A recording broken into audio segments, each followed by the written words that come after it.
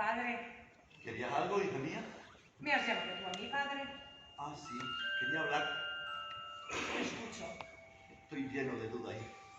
Todo parece claro y cuanto más claro parece, claro todavía. Debes escuchar. Estoy escuchando. No, escucha las dudas. ¿Qué tontería dice? Es importante que escuches tus propias dudas. Es tu conciencia la que te habla. ¿Tengo de eso? Pero si los dioses no... Sí.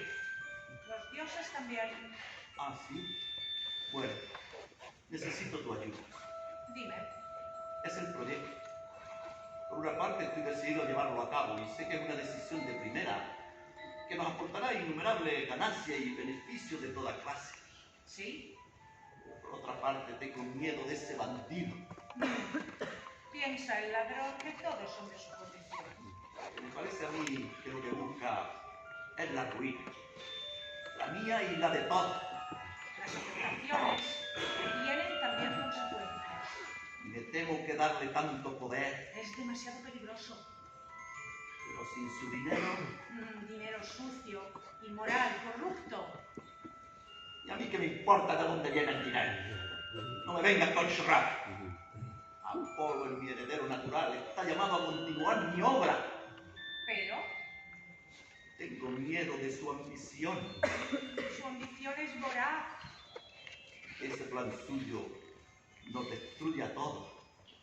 Y no sé qué hacer. Artemisa. Artemisa, mi niña bonita, mi ojito derecho, mi espinita rebelde, mi princesa hermosa. ¿Qué podrá hacer ella? Todo lo que pueda hacer él. ¿Lo podría hacer ella? Podría si tú quisieras. Es decir, misma eficacia. Pero sin ambición personal. Pero es mujer. Igual que yo, padre. Sí, igual que tú. Instrúyela, como hiciste conmigo. ¿Tú crees?